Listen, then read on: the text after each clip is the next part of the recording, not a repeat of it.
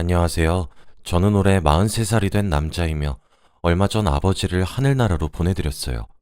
그런데 아버지의 물건을 태우던 중에 발견한 일기장에서 눈물 나는 이야기를 알게 돼서 이렇게 사연을 보내봅니다. 저는 어릴 적부터 아버지를 없는 사람 셈 치고 살아왔어요.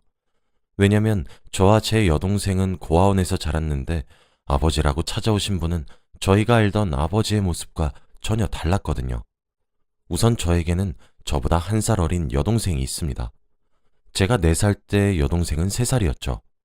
지금은 너무 어릴 때라 기억이 잘 안 나지만 고아원 선생님께 부모님에 대해 물어볼 때면 어머니는 일찍 사고로 돌아가셨고 아버지는 지금 혼자 살고 계신다는 말 뿐이었죠. 선생님은 저희에게 말을 아끼시는 것 같았어요. 저와 동생은 아버지가 저희를 버리고 혼자서 행복하게 살려고 고아원에 버렸다고 생각하며 평생을 아버지를 원망하고 살았습니다.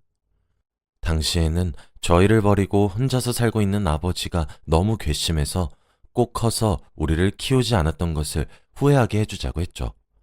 그래서 고아원 선생님께 아버지가 어디서 사냐고 물어보니 시골의 한 외딴 집에서 산다고 하는 겁니다.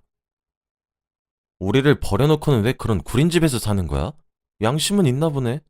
라고 하며 아버지의 사진을 보며 이야기를 했습니다. 그때만 해도 가족 사진을 가지고 있었기 때문에 아버지만 오려서 사진을 짓밟기도 해보고 구기기도 해보고 오만 화풀이는 다 해봤습니다.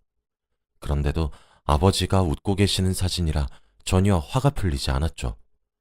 어머니의 모습은 너무나 아름답고 예쁘셨는데 돌아가셨다고 생각하니 아버지가 어머니를 낳는 생각도 잠깐 하기도 했어요. 아들, 딸도 버린 사람이 자기 마누라라고 못 버릴 게 있나요? 지금 혼자서 다른 여자들 만나고 노는 게 분명할 거라고 생각했습니다. 그렇게 고아원에서 살다가 초등학교 5학년 때쯤에 한 남자가 저희를 찾아왔습니다. 그 사람의 얼굴은 사람 형상이 아니라 마치 괴물 같았죠.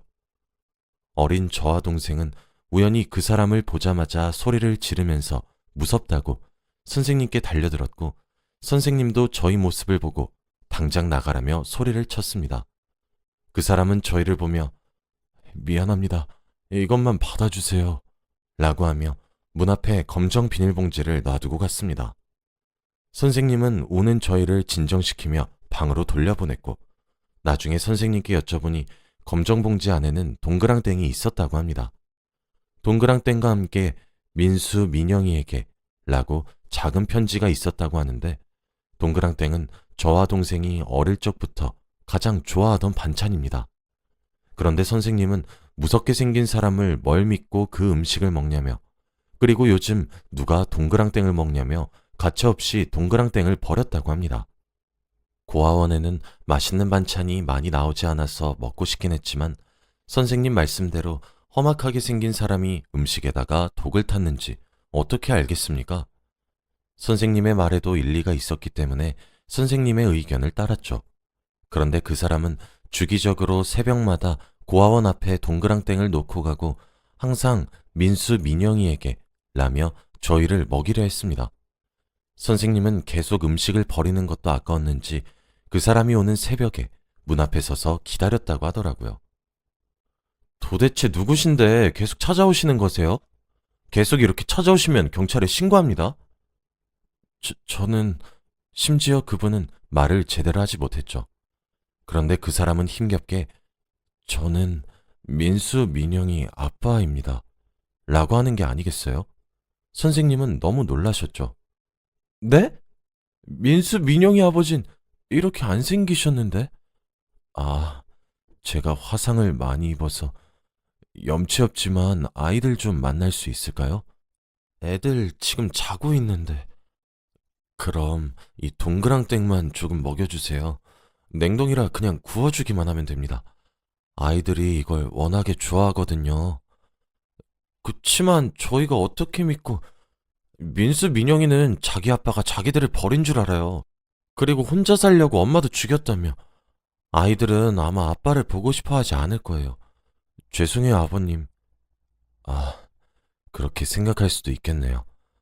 앞으로는 절대 찾아오지 않을 테니 제발 아이들 얼굴 한 번만 보게 해주시면 안 될까요?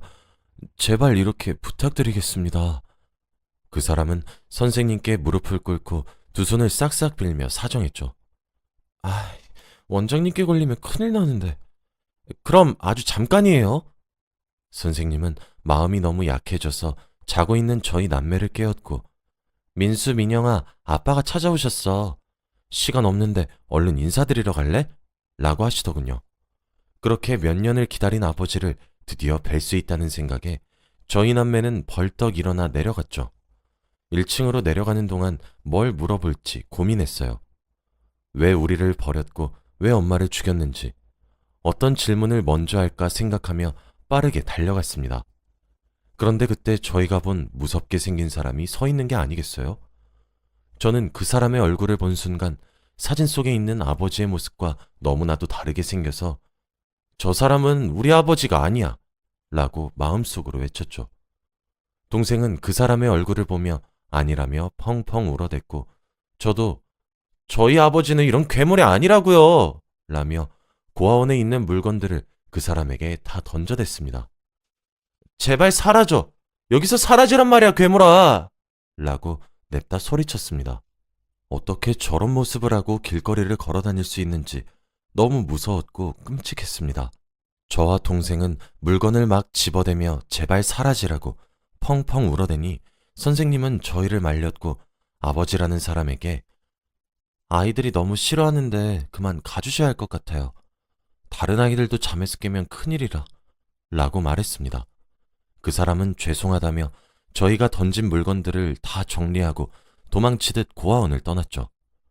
선생님은 저희를 겨우 다시 잠에 들게 했고, 낮에 일어나서 생각한 그 기억은 마치 악몽과도 같았죠. 동생과 저는 그 일을 기억하지 말자며 아버지는 우리를 버리고 혼자서 행복하게 살고 있다고 했습니다. 주위 친구들에게는 나 어젯밤에 동생이랑 괴물 봤다? 라며 자랑하듯이 이야기를 했고, 내가 저 물건들 던져서 괴물을 물리쳤어 라고 떵떵거리며 말했더니 친구들은 우와, 민수 너 대단하다. 어떻게 그런 괴물을 퇴치했어? 라고 저를 부러워해 주었습니다. 제 기억 속 그 사람은 정말 괴물의 모습이나 다름없었고 생에 태어나서 처음 보는 끔찍한 형체였죠. 그 뒤로 그 사람은 고아원을 절대 찾아오지 않았고 저희도 많이 커서 이제 성인이 되어 고아원을 떠났습니다. 저와 동생은 부모 없어서 못났다는 말을 듣기 싫어서 남들보다 2배로 열심히 공부하며 좋은 대학에 들어갔어요. 다들 부모 없이 자란 아이들이 어떻게 이렇게 잘 살았냐며 칭찬을 하고 기특해 하더군요. 그때는 오히려 부모가 없는 게 너무 좋았습니다. 어디서든 엄마 아빠가 안 계신다고 하면 저희에게 친절을 베풀었거든요. 뭐든지 부모가 없다고 말을 하면 다들 한 발짝 물러서 주기도 했고요. 저와 동생은 좋은 회사에도 취직도 했고 결혼도 하며 아이를 키우면서 살고 있었죠. 진정한 저만의 가정이 생기니 안정적이고 평안한 기분이 드는 거 있죠. 너무 기뻤고 아버지는 생각도 나지 않았습니다. 저희는 커서도 자랐던 고아원의 선생님과 주기적으로 만나 밥도 먹고 카페도 가곤 했어요. 그날도 저와 동생, 고아원 선생님, 셋이서 저희 동네의 맛있는 음식점에서 만났습니다. 그런데 선생님의 표정이 평소와 다르게 너무 안 좋더라고요. 저희는 선생님 눈치를 보며 음식이 입에 안 맞으세요? 라고 물었지만 선생님은 아무 대답이 없으셨습니다. 민수야, 민영아, 내가 하는 말 잘 들으렴. 너희는 별로 놀라지 않겠지만 너희가 고아원에 있을 때 매일 동그랑땡 주셨던 분 기억하지? 그분이 사실 너희 아버지란다. 그런데 어제 그분이 돌아가셨다고 하더구나. 저희 남매는 몇십 년 동안 아버지와 왕래가 없었고 그 사람을 아버지라고 인정하지 않았기 때문에 별다른 슬픔이 없었습니다. 아, 그래요? 그런데요? 그런데요라니? 그래도 너희 친아버지인데. 아무튼 상을 치르는데 자식들이 살아있으니 꼭 필요하다고 하는구나. 주소 알려줄 테니 오늘 당장 가봐. 저와 동생은 너무 귀찮았지만 그래도 조의금이 탐났어요. 선생님, 그럼 조의금은 저희 건가요? 너희 정말 나쁜 애들이구나. 어떻게 아버지가 돌아가셨다는데 조의금을 먼저 생각하니? 저희를 버린 게 아버지인데 마지막까지 양심 있다면 자식들한테 남겨놓은 건 있어야죠. 그렇게 말을 하고 저희는 선생님께서 알려주신 장례식장으로 발걸음을 옮겼습니다. 그런데 그곳에는 사람도 얼마 없었고 전부 다 할아버지 할머니 분들이셨죠. 도대체 인생을 어떻게 살다가 죽었길래 초상집에 찾아오는 사람이 이렇게 없는 건지 참. 에휴, 우리 버리고 엄마도 죽였으면 잘 살기라도 하지 라고 생각했어요. 저와 동생은 상복을 입고 조문객들을 맞이하며 인사했죠. 3일 동안 찾아오는 사람들은 50명도 채 되지 않았고 시간이 너무 길게 느껴졌습니다. 전혀 슬프지도 않았고 장례가 얼른 끝나고 집으로 가고 싶은 마음뿐이었죠. 저희 남매는 조의금이 얼마나 될까? 1대1 하는 거다. 근데 별로 사람 오지도 않아서 돈도 안 될 것 같은데 라며 이야기 나누었죠. 그리고 예의상 장례식에 와주신 할아버지들에게도 술도 따르며 와주셔서 감사하다고 인사도 드렸습니다. 아마 거기에 오신 분들은 아버지가 살고 계시던 마을 주민들이셨던 것 같아요. 그중 한 할아버지가 제게 말씀하셨죠. 김 씨에게도 자식이 있었던가? 처음 보는 것 같네. 아, 네. 아버지가 저희 버리셔서 저희도 너무 뵙고 싶었지만 아버지를 찾아갈 수 없었어요. 이렇게 돌아가시고 나서야 뵙게 되네요.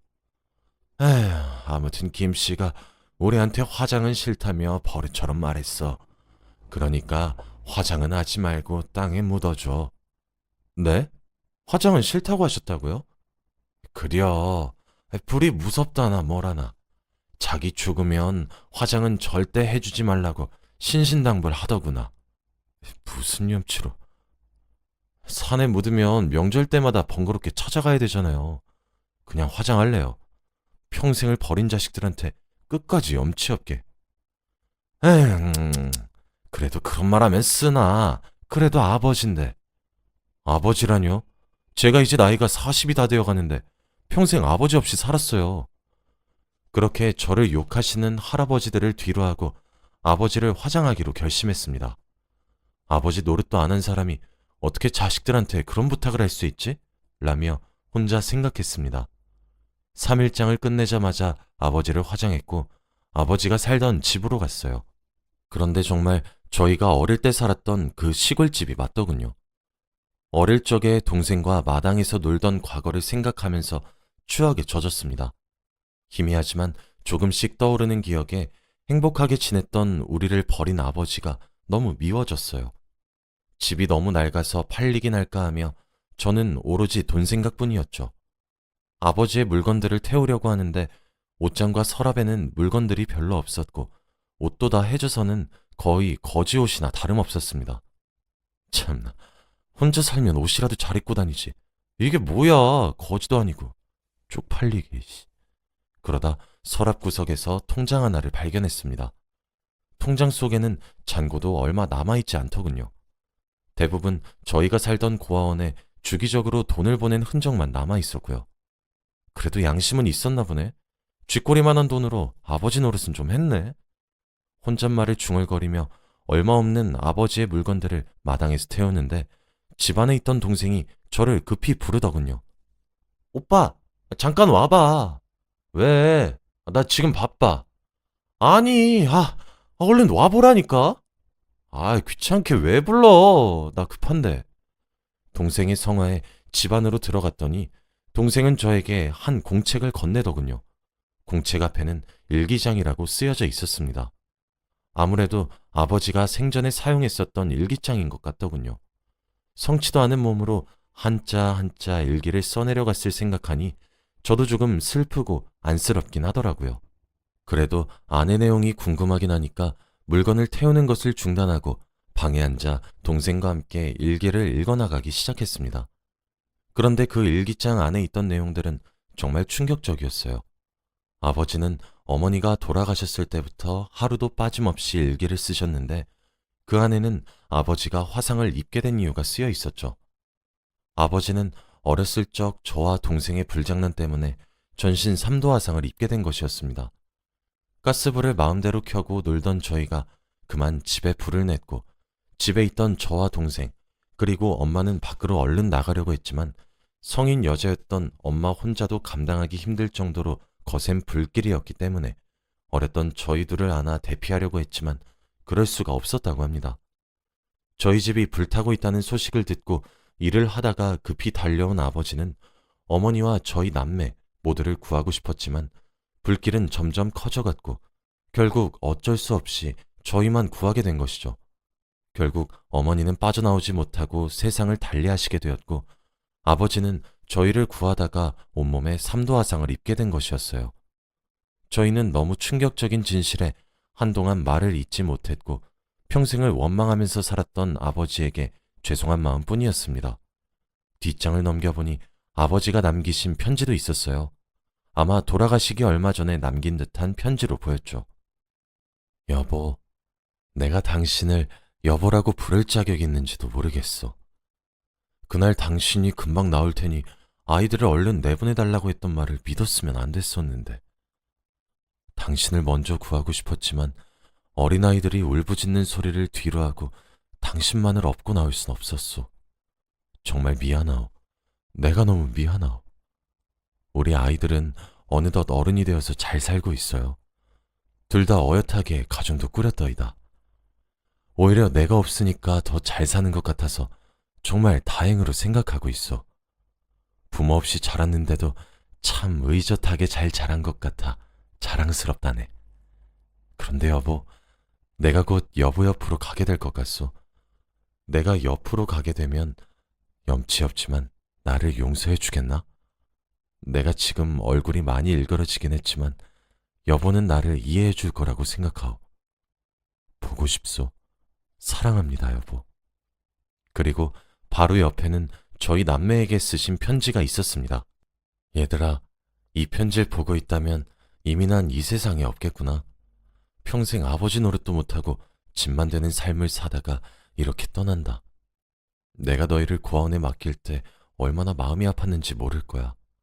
그때 나는 아내를 잃고 돈을 벌기 바빠서 어린 너희를 키울 자신이 없었단다. 그래서 꼭 나중에 너희를 다시 데려오겠다 생각했지만 그게 참 마음대로 되지 않더구나. 일부러 고아원 선생님께는 왜 내가 이런 모습이 되었는지 말하지 않았단다. 너희가 많이 속상해할 것 같았거든. 어린 나이인 너희들이 죄책감을 받으며 자라길 바라지 않기도 했고. 얘들아, 마지막으로 아비로서 염치가 없겠지만 부탁이 하나 있어. 내가 죽거든 제발, 제발 화장은 하지 말아주겠니? 나는 평생을 밤마다 불에 타는 악몽을 시달리면서 30년을 넘게 살았어. 너희 엄마도 불로 인해 먼저 보내고 나마저 불에 한번 타다 보니 불이 너무 무섭거든. 혼자 가스불도 못 켜며 살았단다. 마지막까지 이런 부탁만 해서 너희들에게 면목이 없고 미안하구나. 얘들아, 죄책감 가지지 말고 이제 우리 있고 행복하게 잘 살렴. 자랑스런 내 아이들아, 사랑한다. 저와 동생은 그 편지의 마지막을 읽고 펑펑 울었습니다. 아버지가 왜 화장을 하기 싫어하셨는지 이유를 이제야 알게 된 저희 스스로가 너무 미웠어요. 평생을 불구덩이에 들어가는 악몽을 꾸시면서 사셨는데 저희는 귀찮다는 이유로 마지막까지 아버지를 불구덩이로 보낸 자식들입니다. 크게 후회를 했지만 이미 때는 늦었더군요. 아버지는 화장을 해서 이미 연기로 사라진 뒤였어요. 너무나도 죄송스러웠고 아버지에 대한 죄책감이 너무 심했습니다. 할 수만 있다면 시간을 되돌리고 싶은 마음뿐이었어요. 저와 동생은 서로 껴안으면서 펑펑 울었어요. 저희 남매는 그 집을 팔지 않고 아버지의 손길이 사라지지 않게 그 상태 그대로 두기로 했습니다. 저희는 겨우 진정하고 아버지의 물건들을 다 태웠고 가족들에게 솔직히 말했습니다. 제 아내는 너무 놀랐지만 그래도 아버님 손녀 많이 보고 싶으셨을 텐데 라고 위로를 해주었죠. 이제 저는 아버지의 기일이 되면 아버지를 뿌린 강으로 가서 인사합니다. 너무 죄송했고 그곳에는 부디 어머니와 행복하게 알콩달콩 사시라고요. 그리고 앞으로 매번 사죄하는 마음으로 살다가 따라갈 테니 저와 동생이 찾아가면 꼭 크게 꾸짖어 달라고 말이에요. 저는 이제 당당하게 사람들 앞에서 부모님이 있었다고, 저희를 위해 목숨도 기꺼이 내놓으셨던 멋진 부모님이 계셨었다고 말하고 다닙니다. 이제는 아버지가 무섭거나 싫지 않습니다. 아니, 오히려 너무 자랑스럽습니다. 저도 저희 딸에게 그런 아버지가 되고 싶네요. 제 이야기는 여기까지입니다. 들어주셔서 감사합니다.